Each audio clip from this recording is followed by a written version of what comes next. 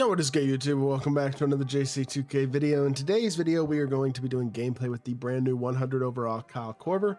Really interested to see how good this card is. KORVER's one of those guys whose last couple of years been pretty glitchy early game in my team just because of having an incredible jump shot at a time where there aren't that many elite shooters. At this point in the year, obviously that's not the case. So he's got to be able to do a lot more than that to be a viable option. And I think obviously as 100 overall, he's got the stats and badges to do just that. Question is going to be, does he have the animations to do that as well? And the answer to that question is, I don't know. We'll see. So before we hop into it, if you haven't already, make sure you hit that subscribe button. Help me push towards the 50,000 subscriber mark on the channel. I upload every single day. Multiple videos a day. Would really appreciate it if y'all do subscribe. And without further ado, KORVER is 6'7" with 99 offense and 99 defense. He's got himself 99 stats basically across the board. Couple of 97s and 98s mixed in there, but pretty much perfect. And then you got 31 Hoffs, 3 gold badges. Gold badges are Paint Patroller, Rebound Chaser, Post Up Poet, and then no Rise Up, and a bunch of post badges. Besides that, honestly, not that concerning. Now, here is the question. Does he dribble well, and what is he going to do off the dribble? Because obviously, as a shooter, we know the card's going to be elite, but can he do enough otherwise? Don't love Steph's behind the back, to be totally honest. Kimba Escape is good. He's got D-Book dribble style too, and then no Francis size up. He's got Cade size up, which is okay, but yeah, this car is not going to be that great, to be totally honest. Jumper's pretty mid.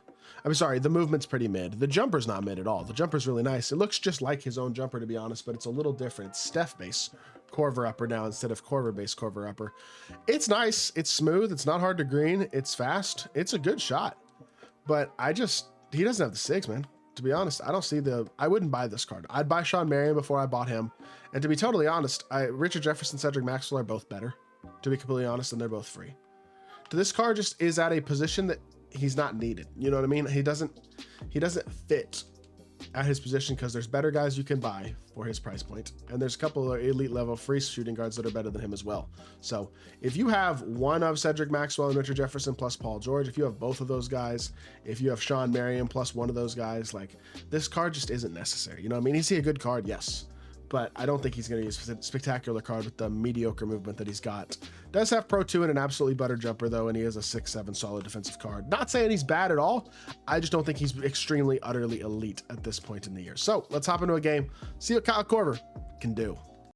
All right, we're going up against Zay Gisley? What? I don't know how to pronounce that name. I don't know. Either way, he's a tier 1 player, so we got ourselves a pretty good matchup here. He's got Beasley, Denny, Kareem, Shaq, and Paul George guarding KORVER. Nice assist first possession there. Just way to take what the defense gives you right there to start that one off.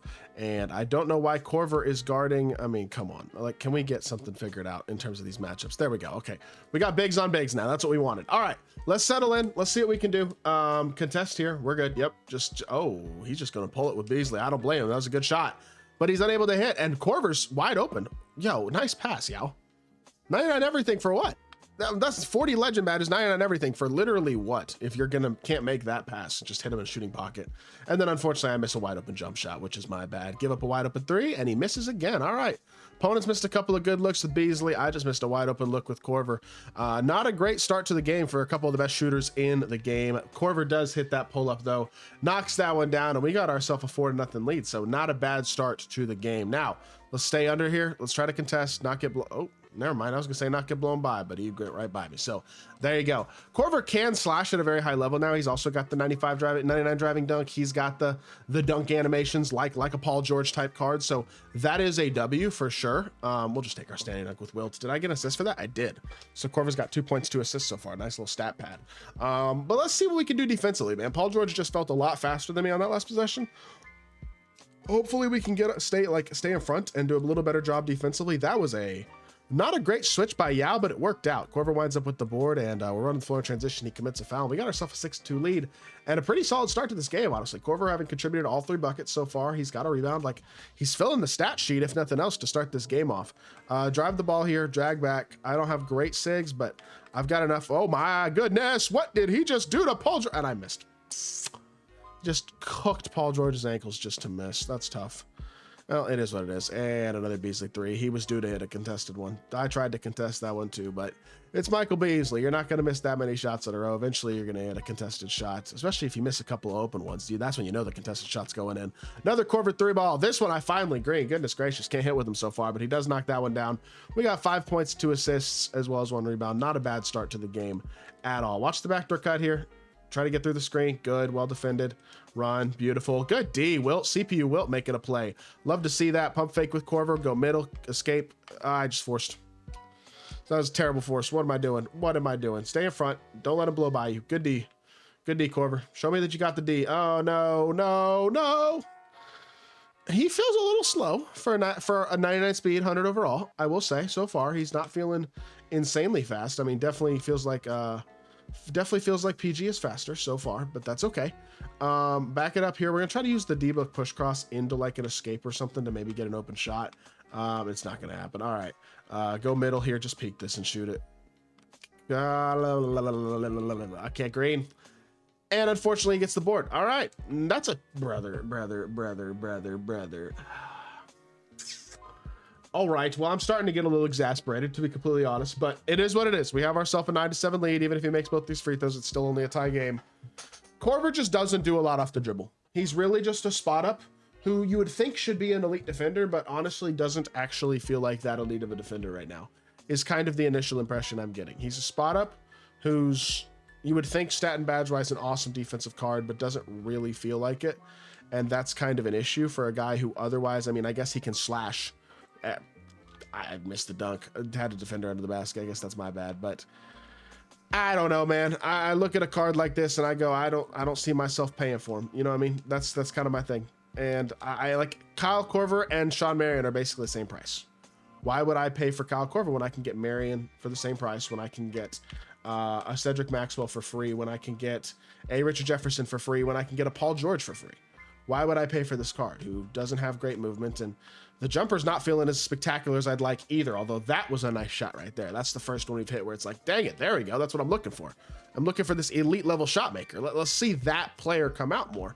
We didn't see it much in that first quarter, didn't feel like, but we did have 8 points, 1 rebound, 2 assists. So despite what I feel like was kind of a struggle quarter, he does actually have a half decent stat line. So that is good, but he doesn't do a lot in terms of creating space. It's kind of dribbling in place and hoping your opponent makes a mistake defensively is kind of what it feels like so far anyway. And that's not obviously ideal, but I don't know. We'll see if we can keep it going here as the game progresses and maybe get into a little bit more of an offensive groove. We do have Pro 2, so maybe we need to use that to try to get an open 3 or 2 off. That could give us an opportunity to good look.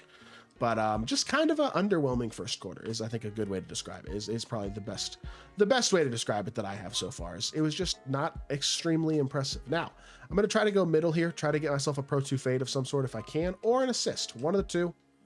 Or none of the two, because Yao Ming doesn't want to slip to the basket, even though he had a step advantage on Kareem, and then he's going up for the most wimpy layup in the world. It's like he's not 7'6" with 99 speed, 99 dunk. I mean, these dudes are not playing like 100 overalls today. I just don't even know what to say. Try it again. Go middle. Look for your Pro 2. Got a decent look. There you go. And I missed. Oh, my gosh.